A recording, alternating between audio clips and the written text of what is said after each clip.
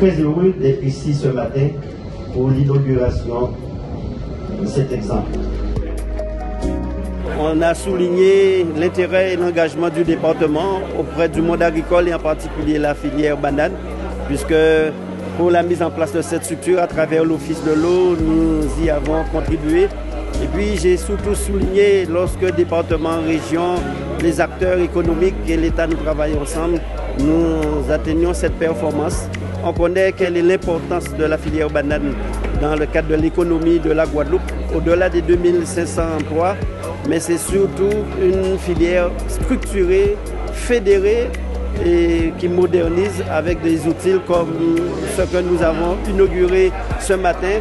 Et comme j'ai eu l'occasion de dire dans mon discours, ils doivent servir d'exemple pour montrer cette possibilité d'atteindre l'excellence. Nous intervenons sur le foncier, sur l'irrigation, sur voiries conduisant aux différents champs et nous allons poursuivre notre engagement.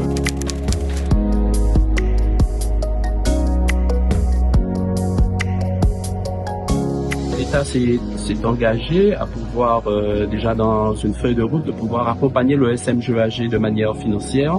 Et donc aujourd'hui, à travers ce contrat forum, c'était une concrétisation de cet engagement qui démontre bien que l'État financièrement nous accompagne, mais aussi de point de vue technique, a décidé de mettre son assistant technique à nos côtés, et ce qui nous permet aussi de continuer à travailler pour les Guadeloupéens au service de l'eau. Le département avec le préfet et le président du SMGA, il y a 15 jours, et nous avons demandé d'augmenter le nombre de réparations de fuites. Pour éviter les coupures d'eau, on réparait 2 fuites par jour il y a 30 jours, on en fait 30 par jour aujourd'hui. Ça me paraît être le signe d'un truc qui marche.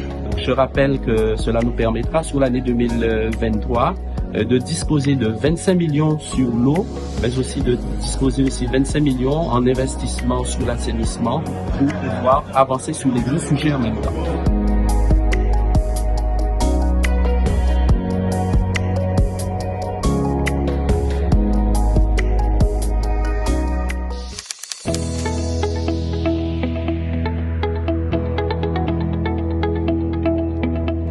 Je suis très heureux d'être ici ce soir pour un hommage à Elias Québec.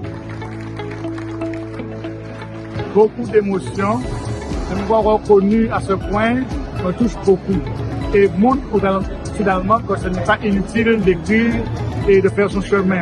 L'héritage, c'est mon œuvre. Il n'est pas d'autre héritage, c'est mon œuvre entière. C'est un amoureux de la Guadeloupe et c'est un exemple à bien des égards. Donc aujourd'hui, je pense qu'il faut qu'on grave dans la pierre vraiment son nom, son œuvre, son combat et ses amours pour le pays. C'est la fierté de la République. J'étais heureux de pouvoir y participer.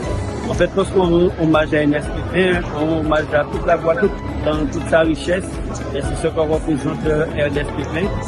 J'ai insisté sur le fait qu'Ernest Pépin, au-delà de son œuvre littéraire, le poète, l'écrivain, le romancier que nous connaissons, c'était aussi le directeur des affaires culturelles du département, et il a su donner cette dimension au département et faire en sorte que la chose culturelle soit au cœur des politiques publiques.